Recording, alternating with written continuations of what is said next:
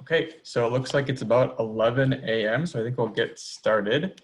Morning, everybody, and welcome to this webinar presented by Minnesota Trucking Association and sponsored by Thermo King Sales and Service.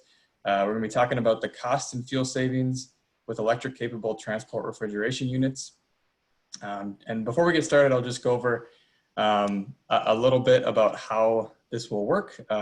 If you have questions throughout the presentation, feel free to ask them in the chat, and then we'll get to them at the end. So we'll have a good 10 to 15 minutes at the end of the presentation to go over questions and have everybody answer them from the panel of presenters. So with that, I will start the presentation. Okay, so again, like I said, we'll talk about the cost savings and benefits of electric capable transport refrigeration. My name is Brent Vizenko. I work with or at the Minnesota Technical Assistance Program at the University of Minnesota. And we'll just start with a quick overview of what we'll be covering today. So I'll go over a quick overview of MnTAP and then move into the motivations for why you might want to switch to electric standby. And then kind of quickly touch on the funding opportunities that are available in Minnesota for this type of project. Then we'll go over to Paul Cruz with Thermo King to talk about the current electric capable technologies that are on the market today. And then he'll talk about a little bit more about the future and the kind of all electric options that are currently on the market and then also that are coming out in the next couple of years. After that, we'll finish up with John Thornton with CleanFuture and Josh Smith with Quality Custom Distribution to talk about really the case for electrification and the switch over from diesel to electric during standby operation. And Josh Smith is here to give us a cool real life case study from Quality Custom Distribution in Roseville and kind of give his take on how it's worked for them. So, and then like I said, there'll be 10 minutes at the end for question and answer. So yeah, we'll get started. So Minnesota Technical Assistance Program, otherwise known as MnTAP, it was created in 1984. We're a non-regulatory arm of the Minnesota Pollution Control Agency, and we are located at the University of Minnesota. We're staffed by scientists and engineers to provide process-specific technical assistance to Minnesota businesses. So our mission kind of comes from that. So our mission is to strengthen Minnesota businesses by improving efficiency while saving money through energy, energy, water, and waste reduction. So this helps Minnesota businesses remain competitive by reducing their operating costs. It improves health and well-being of employees. And for us, it's a big environmental win as well. Reducing the tax on resources, water, energy, and waste. So how do we do this? Well, we provide technical assistance in a couple different ways. We respond to phone and email requests, and that sometimes leads to site visits where we are able to go out to a process and to a site to see where the opportunities might exist. And if those opportunities are big enough, then we have an intern program in the summer where we send an intern out to the site to work for the whole summer and develop recommendations for that site. And then the final bullet here, the demonstrations and research, is kind of where this project and this application that we'll be talking about today comes into our work. So kind of to give you an idea of why this webinar came to be, well, we have, we're just kind of wrapping up a 2-year project ending in September of this year that is funded by the EPA and is modeled after work that CleanFuture did in Oregon. And I think you'll hear about that later in the webinar from John. And really what we tried to answer were, can we replicate that success that they saw in Oregon in Minnesota? And if we can, what are the kind of drivers for success, the drivers for change, and the barriers that we might encounter along the way? I would say the kind of final piece to this project is how can we educate Minnesota businesses about this opportunity. And so that's really where the webinar comes in. How can we get this information to people that are able to use it and make some changes? So really basic overview, we'll just start from the beginning. So what is a TRU? It has a couple different names. Transport Refrigeration Unit is what TRU stands for. It's also called a reefer.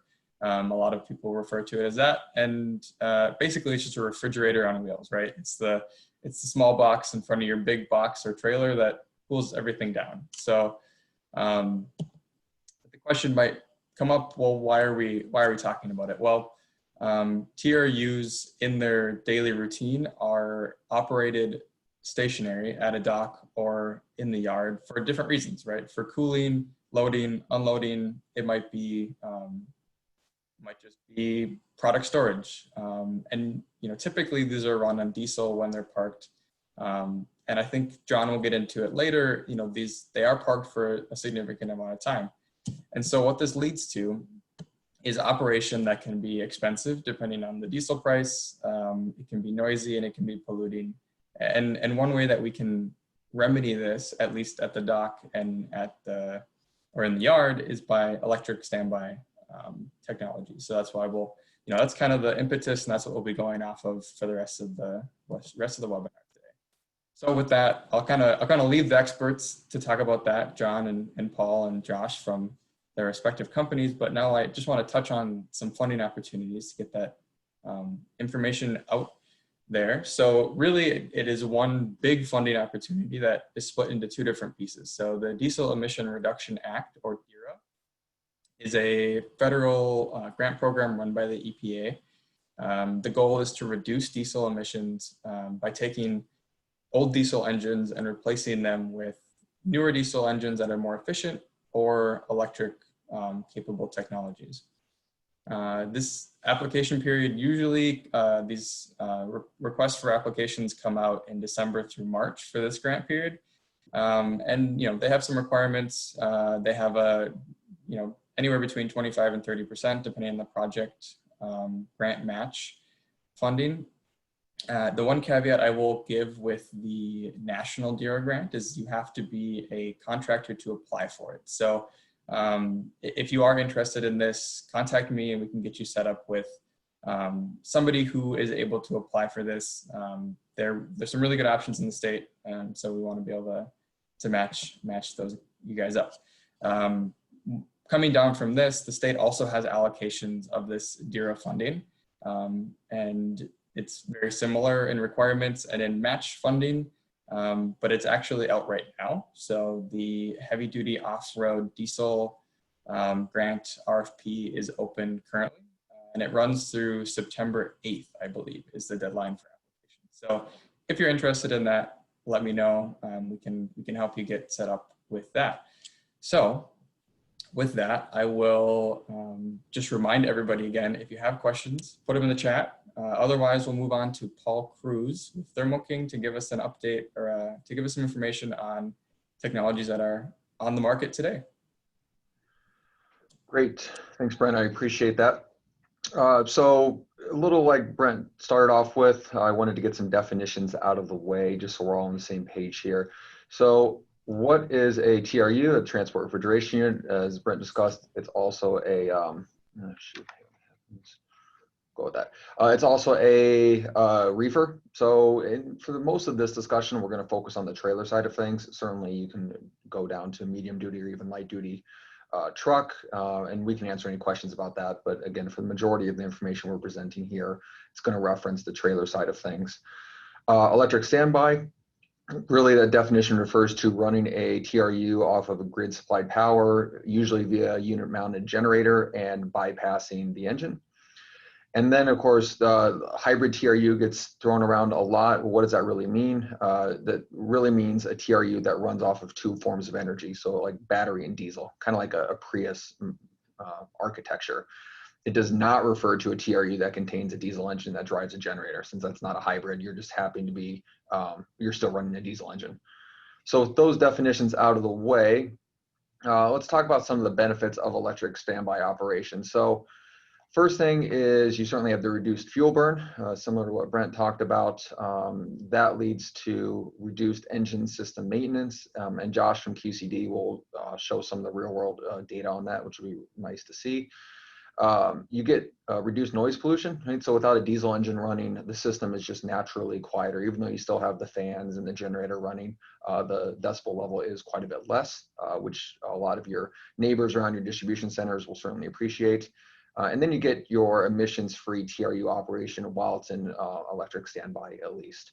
One of the big benefits of that is you're removing or you're bypassing the engine, which has quite a bit of energy losses. So while you're burning that diesel, not only are you emitting exhaust and pollution, but you're also just wasting a whole bunch of energy with that engine, which then drives the generator. So when you can bypass that, you're saving quite a bit of efficiency there.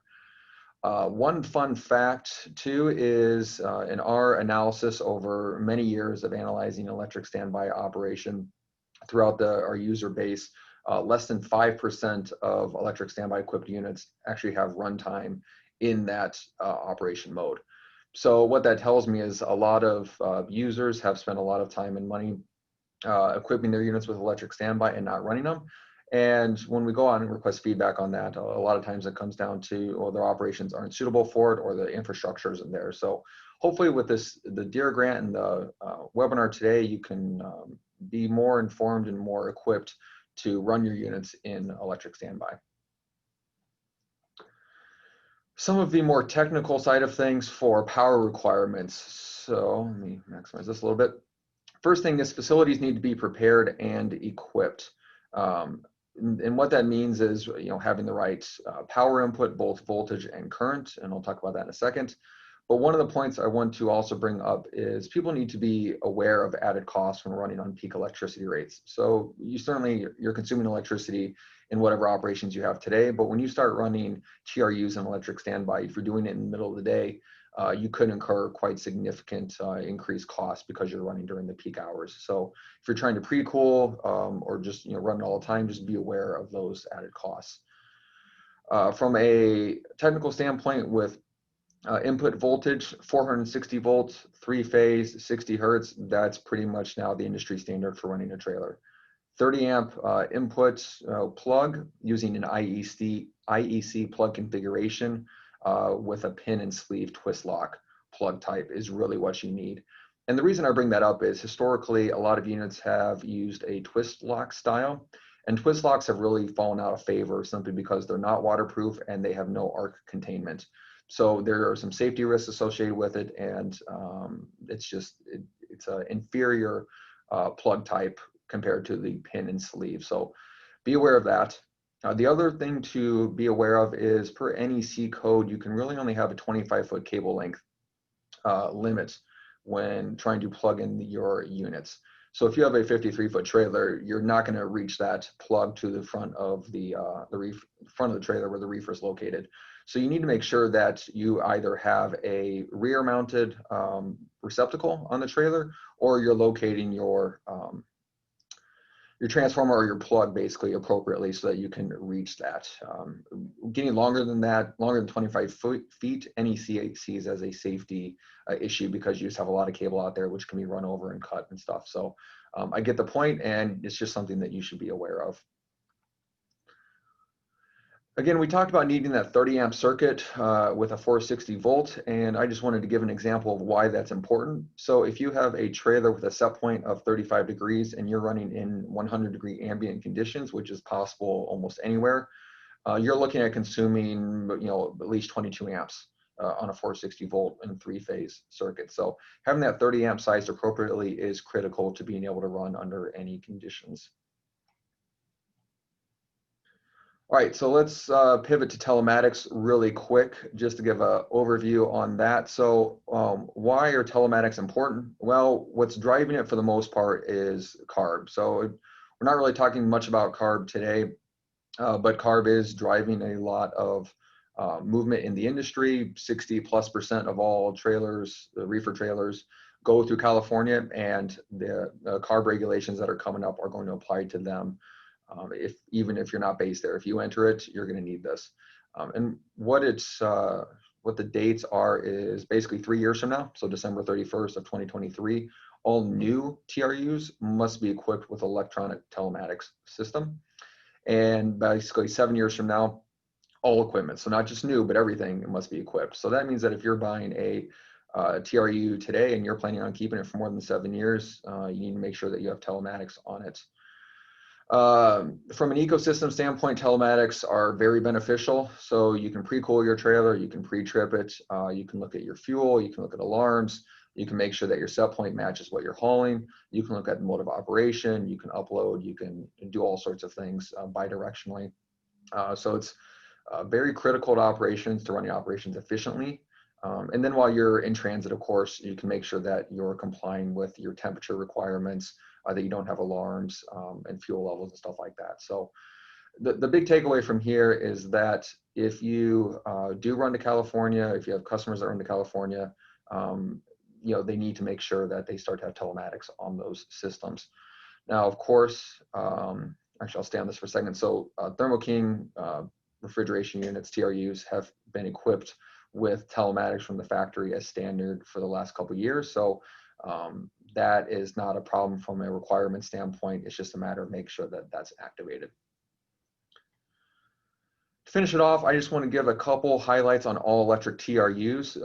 So as we start to prepare for the future, what does a timeline look like? Well, if you're looking at long haul, really anything more than just your standard regional day trip on the trailer side, you're looking at about 10 years before you start to get to parity with diesel versions. And there's a lot of reasons for that. Battery costs and power electronics is the biggest driver. So as those costs come down, the total cost of ownership will start to become more equal, and the adoption should increase. As you start to downsize between your medium duty down to your light duty trucks, the implementation period shortens down to about 5 years, to where we see that parity exist. So it's coming, but it's not coming as fast as a lot of people tend to talk about it. So we are preparing for it at Thermo King. There's a lot of interest in it, and it's something that will happen, but again, it's not right around the corner right now. And there's a couple key reasons for it. So technically speaking, all electric TRUs from a power requirement standpoint will take about 6 to 10 kilowatts to operate steady state, and they're going to require about 30 kilowatt hours to pull down. So they're consuming a lot of onboard storage or grid supplied power just to pull down if they're at a hot ambient to a frozen set point. So what does that really translate to from a practicality and range anxiety standpoint? Well, range anxiety is going to be an issue initially. And the reasoning for that is battery capacity is still limited. The analogy for that really is that a 70 kilowatt hour battery pack, which I don't want to say it's an industry standard, but that's a very good starting point for a battery pack size on a trailer TRU. It's quite a bit bigger than your standard 50-gallon fuel tank, and it's equivalent to less than 6 gallons of fuel. So think about if customers filling up a 50-gallon fuel tank today and they can run a long time on that tank, now you're giving them a 6-gallon fuel tank. So that's why range anxiety is an issue, and why initial applications will be focused on regional day trips. That's all I have. If there are other questions, certainly raise your hand. And again, thank you to Thermo King Sales and Service, which has locations around Minnesota, to also answer additional questions. But otherwise, I'll turn it over to John Thornton from CleanFuture.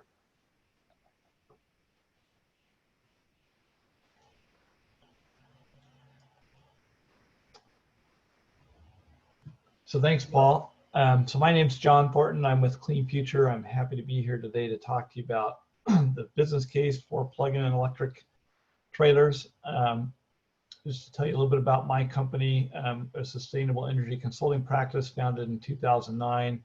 Essentially, we make it our business to help people look at ways to reduce costs and implement green solutions. We practice a number of different areas. One of these is working with clean vehicle technologies and low carbon fuels, in this case, electricity and transportation carbon credits. We've spent a lot of time developing a very systematic process, working with refrigerator fleets and helping them to reduce costs with electricity. That can include both looking at the electric technology, can also include looking at best operating practices. And another aspect we bring to this is we do help people access funding for doing these sorts of projects. So that can be important to get going, although there's definitely a business case without needing to go with the grants and incentives. And then as earlier mentioned, the California and the California Resources Board is driving a lot of requirements in this. So we also help fleets on the evolving regulatory requirements and compliance strategies there. So when we look at kind of the business case to go from diesel to electric, we talk to people, and in today's environment, the diesel prices have been dropping kind of over the current time period. But if we look at kind of a longer term view, diesel prices are historically, they're volatile and rising. In essence, electricity is a lot more stable and it's a lot cheaper than running on diesel. And this is maybe the best way to look at it when you look at what that operating cost per hour is, and that would be a total operating cost, looking at your cost of fuel and also looking at repair and maintenance baked into that. As you look back over time, diesel on a per hour unit cost basis, it's much higher, and again, it's volatile and generally rising. Look at that cost of electricity for running that same hour of operation, and this is basically a Minnesota grid mix, and yes, it's rising, but it's generally much more stable and controlled, and that's due to the nature of the electricity industry. It's essentially a regulated industry, so that there's not such volatility as you see in the liquid fuels markets. So again, that really again helps establish that case for why you'd want to plug in. As Brent said, we did some work back in 2016 and 2017 that was funded off of a EPA grant to do technical assistance. Really the core focus of that was to do some outreach and education to help refrigerated fleets look at their costs and really understand their true cost of operating on diesel while they're parked. So we worked with a number of businesses. Again, we're based out of Oregon, but actually we worked with some fleets nationwide. So we looked at a number of different areas and locales and climates. And during the course of that project, we implemented or helped people implement 3 projects, and we have multiple other projects that are kind of have taken longer for people to kind of continue through that process or get capital budgeted and get planning done. So we're seeing a number of other projects that are getting implemented, afterwards. One of the key approaches we used in our project was really to look at data and information and really use that to evaluate this. So I say we kind of looked at the engine hours, the hour meter, while essentially what happened, and then also that, well, I'll say an idle meter, or what that engine hour while it's essentially parked. And really the reason we did that was to overcome some of the perceptions. Generally there hadn't been a whole lot of awareness on how much fuel was used while the refrigerated trailers, refrigerated trucks were parked. So there are, again, a number of perceptions. I guess in reality, we went through and collected data and used telematics systems, as Paul already mentioned, and we use that to kind of evaluate how people are operating, and generally found that in most cases the parked runtime or the idle time exceeded fleet's expectations and what they thought was happening, and really helped us to build a business case in most cases where it makes economic sense to plug in. So again, refrigerated trucks and trailers are used throughout the supply chain. There's whether you're doing it on the production side, on the processing side, or later on the supply chain as it moves through to the end user. We analyze a number of different fleets. I'm going to just present a very quick example from a food distributor, and this is not QCD. I didn't want to steal Josh's thunder, but we did take a look at their operation as well. And really what we found, in this case, this was a business that had 8 distribution centers across the US. We looked at one of the DCs that had 24 trailers operating out of it. We looked at across 8 months, and really looked at, what their operation was in the data. What we found is, we looked at that parked runtime at the distribution center, and what we found was, generally about 4 to 5 hours per day average across the sample we looked at. So again, that all adds up and accumulates over time. We look at what that economic opportunity is. If we look at, again, that price variance between running on diesel versus running on electricity, over a 15 or 20 year time period, if you look at essentially that infrastructure lifetime, you're going to put some investment in to put that in, but again, there's a large cost savings over that time period. So again, it does pay off and it does make sense. So kind of, again, looking at this, I guess the takeaway is you look at your costs. It's not just the upfront cost, but it's that recurring cost makes up that total cost of ownership equation. And again, when we look at that, that really helps us, help people look at what that business case is for electrifying. So again, we'll look at what that acquisition cost is, look at what the O&M cost is, look at what some of those other costs and things that influence that. And again, there's a good business case for plugging in with many fleets. As Brent mentioned, there are some grants and incentives available that can essentially help on the acquisition, and that can be both on the electric infrastructure, or can also be on the unit or the trailer, or some combination of that. And then there also are some unique and novel incentives related to essentially ongoing O&M, and essentially helps offset that cost as well. That again makes up that total cost of operations picture. So again, there's a good business case for it. I'm happy to share more information later. I put a quick reference up on a couple of the case studies that we had done, and I'd like to introduce Josh Smith with Quality Custom Distribution. He can tell you a little bit more from their perspective as a fleet end user of electric standby, and he can tell you what they're doing at both their Minnesota distribution center and what they're doing elsewhere across the country. So I'll turn over to Josh. Thanks, Sean. Let's see.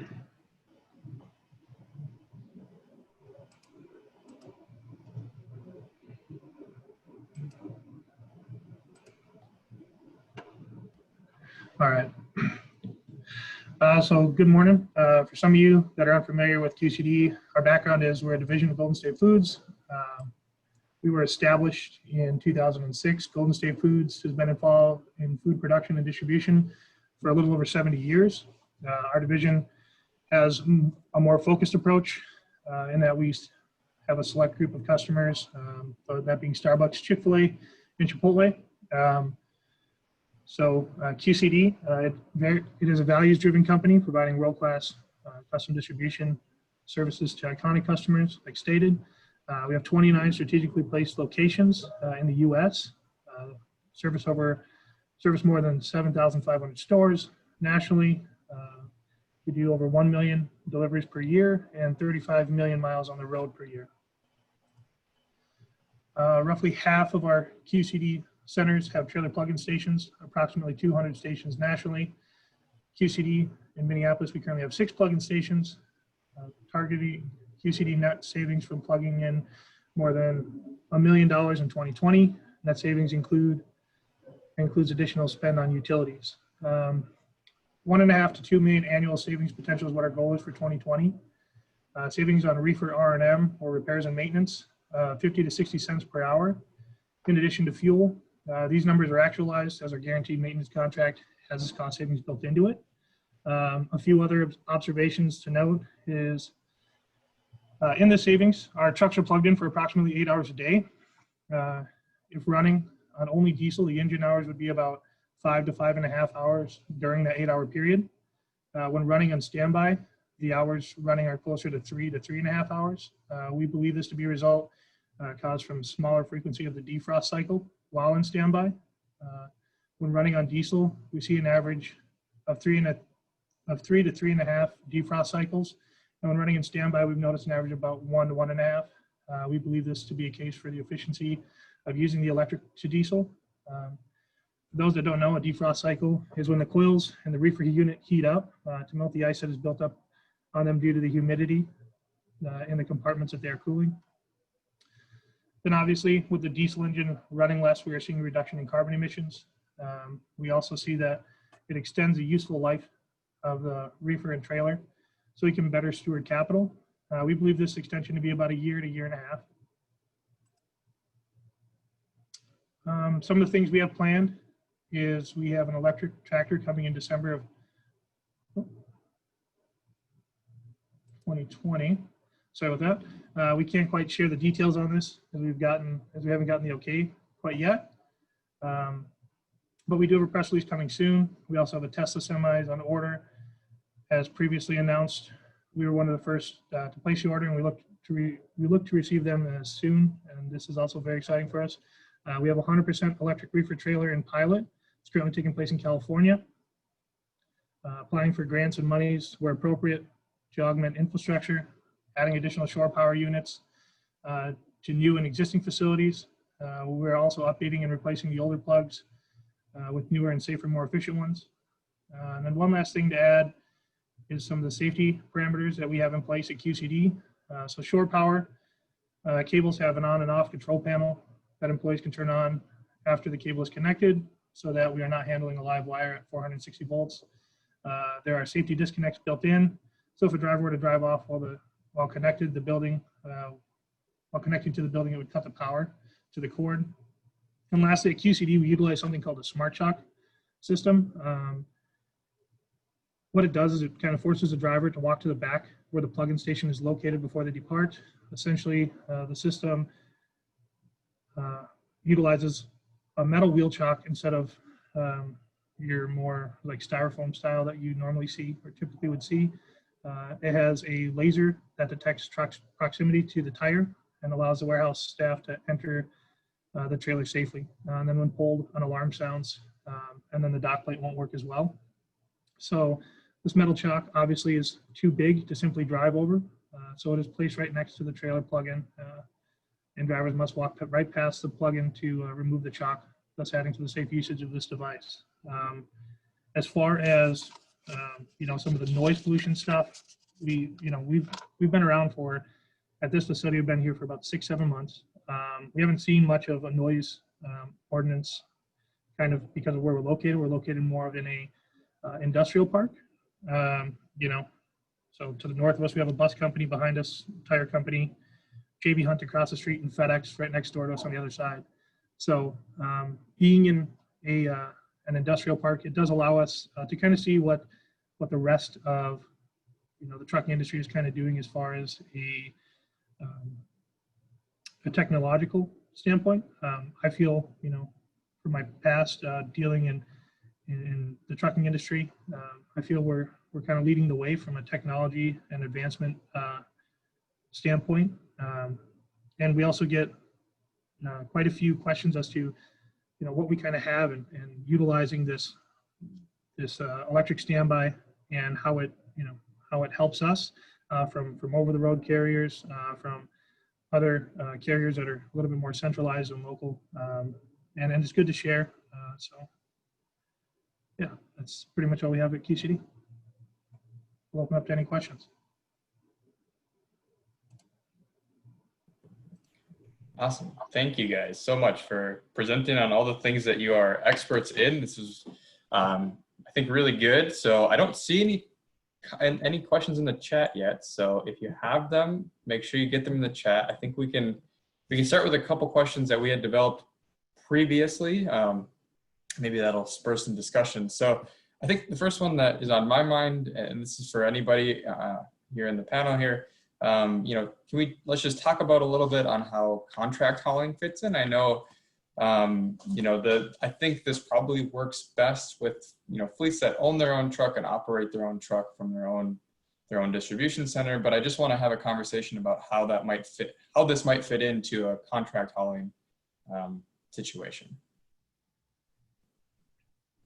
Yeah, I guess, Brent, I can start off with that. So I think it goes back to CARB requirements as well. So, if you're going to California in the near future, so in the next 3 years, at the same time that I talked about the telematics regulation going in, the requirements for any new TRU having to run on electric standby if they're going to be idle for more than 15 minutes would apply.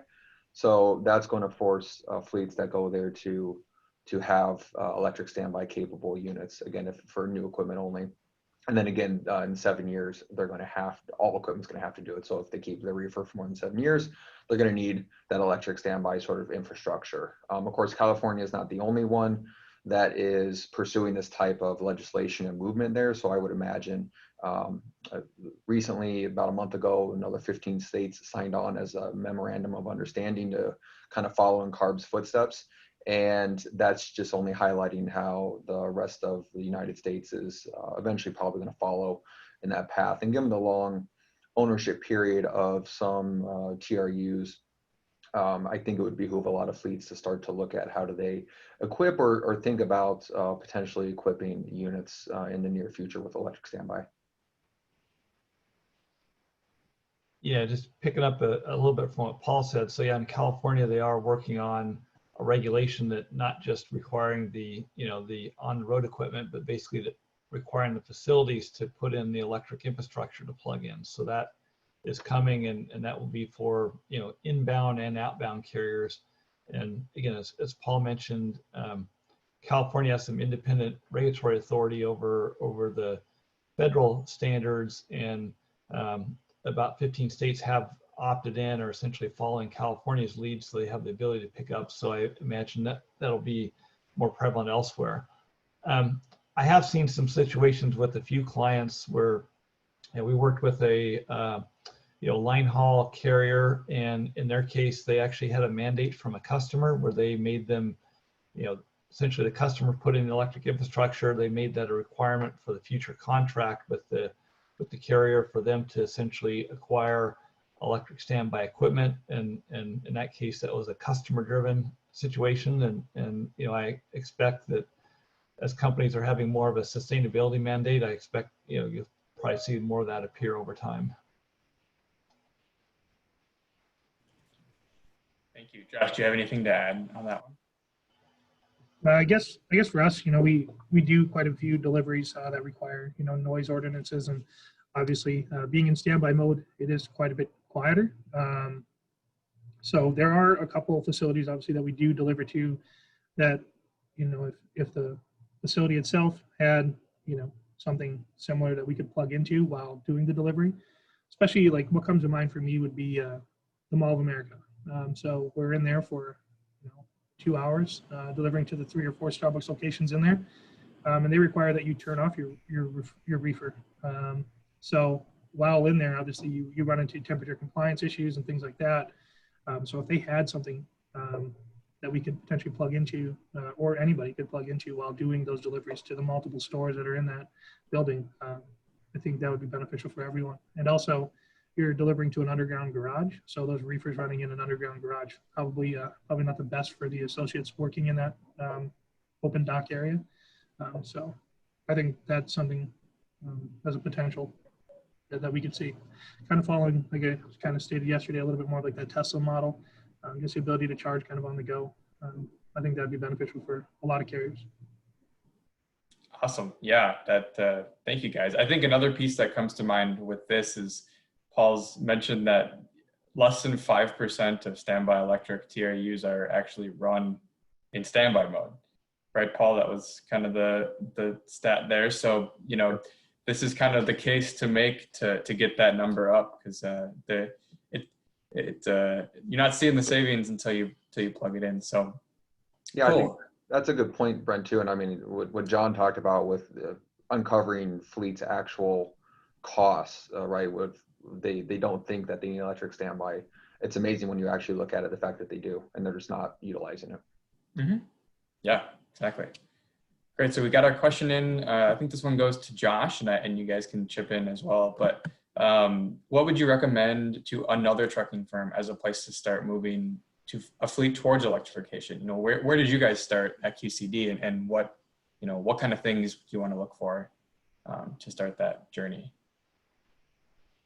Typically, I think what we look for is the downtime between from not necessarily from empty, but more so from load to dispatch. You know, roughly for me, I think the cost savings kind of initiated when we reached that 6 to 8 hour mark of being loaded or cooling a trailer prior to dispatch. It was seen as beneficial for us, obviously with the cost savings and you know, the emissions, lowering those emissions that we're otherwise putting out with the diesel unit. And that's what the company, I believe, overall looked at and saw as a prime opportunity there from a cost savings perspective. And maybe if I kind of pick up on that a little bit. So what Josh mentioned is a lot of times, you know, there's downtime or parked runtime that people don't always think about. So in some fleets, they may do, you know, inbound or back hauls, and in that case, there's essentially there can be some parked dwell time or staging time waiting to get at a dock. Again, if you think about the loading cycle, a lot of facilities, you know, they may run in different ways. Some people may, you know, you've got your pre-cooling time. Some trailers, if they're multi-temp, they may load at a couple different places in the facility, so they've got some transport time and, you know, around the facility. And again, there's typically staging time where after the trailer is loaded, there's some time where the trailer is, again, got to load inside, it's got to stay cool.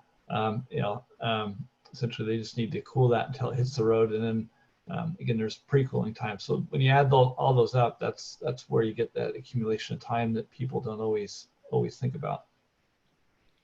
Sure, and I think, Josh, you kind of mentioned the follow-up question here. You know, at what point does it start to become financially, you know, impactful to switch over? And I think you kind of mentioned the 6 to 8 hour mark, and John, I think you kind of backed that up with the data that you were presenting as well. That, you know, a lot of fleets do tend to hit, you know, get close to that mark.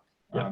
With all the things, like you said, you know, you got the pre-cooling and the staging, all that stuff kind of factors in. So good, I think that's good. So I can move on to the next one. And I think this is one that I had too. Can anyone comment on if there may be a change in Minnesota regulation coming in the future? So we know CARB is making some moves. Is there anything that is coming to Minnesota that might change the game here?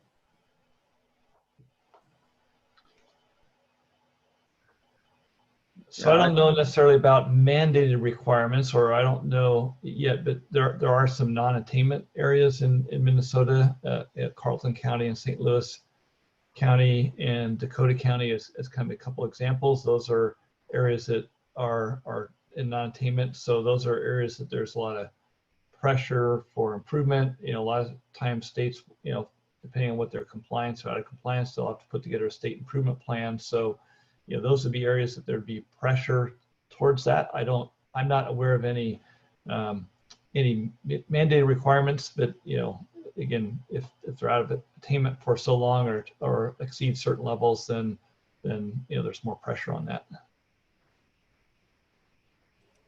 Yeah, one of the other things I'd like to add to that, John, is Minneapolis. I mean, there's a couple things that are kind of moving in that direction, especially from a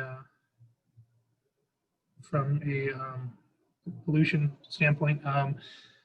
So Minneapolis, they passed something last year, I believe in September, which is a no new drive-throughs law. Reason being is obviously to lower emissions.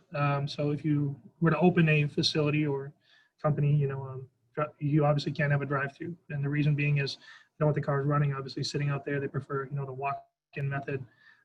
So, I mean, that's kind of a step in that direction. So if you're looking to open in Minneapolis, and I believe St. Paul just passed it as well. So that's something kind of moving in that direction.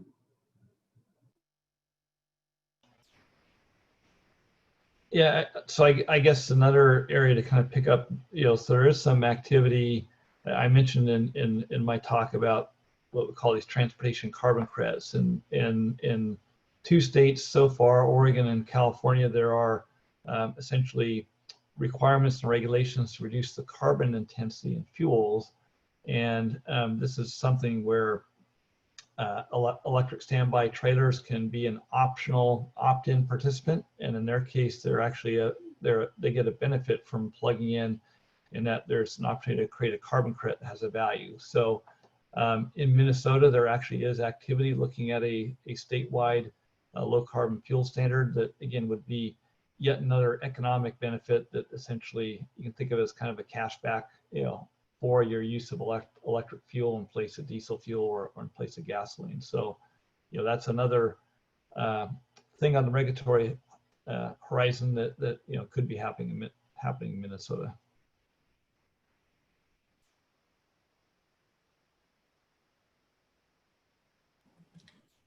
And Paul, did you have anything to add to that one?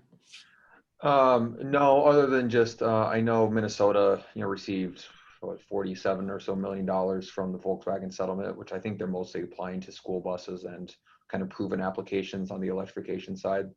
They're also, at least Governor Walz has voiced strongly his desire to follow along with California. They have moving along the way for emissions, but I wouldn't be surprised if they also followed the other 15 states recently and following CARB's proposed outline. So they're definitely moving in that direction, but they're lagging behind in terms of actual legislation right now.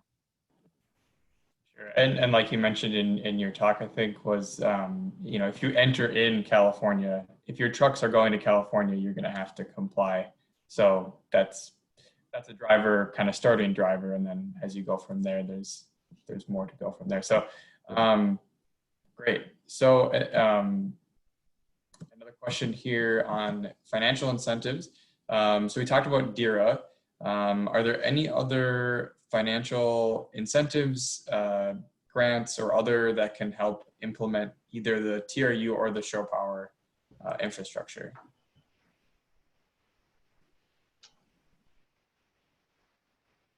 Well, Paul mentioned there is the VW settlement that, again, it sounds like Minnesota has not necessarily prioritized that. They've allocated other areas, but each state has also has monies from the VW settlement that that can be applied if you're in other areas as well.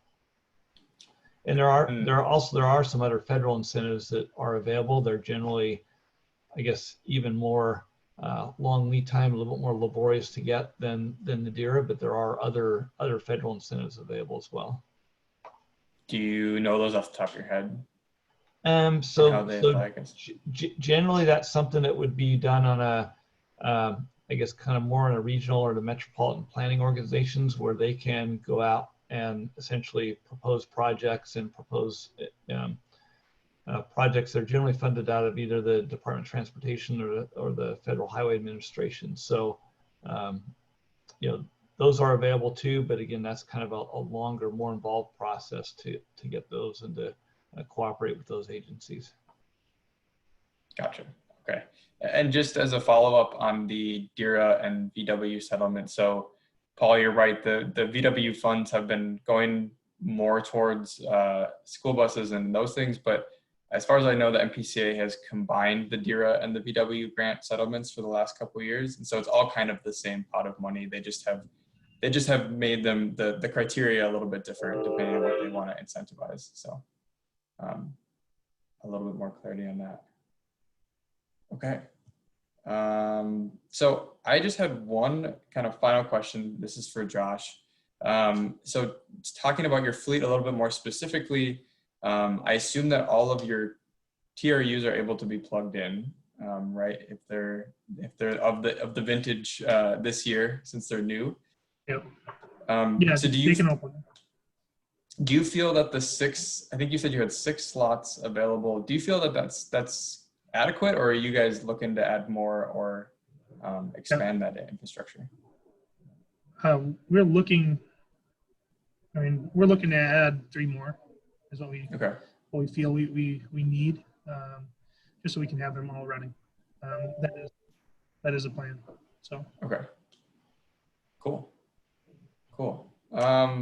Great. Is there any other final questions, I guess, before we wrap it up?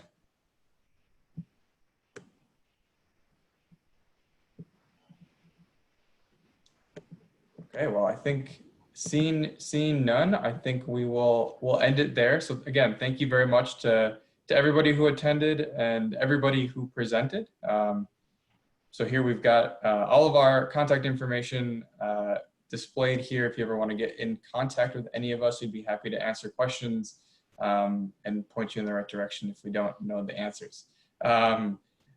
We did record this, so if you want to go back and rewatch it, it will be available both through the MTA on their website, but also on MnTAP's website. So that will be available in those two places. And like I said, thanks again for joining in, and thanks to Thermo King Sales and Service for sponsoring it.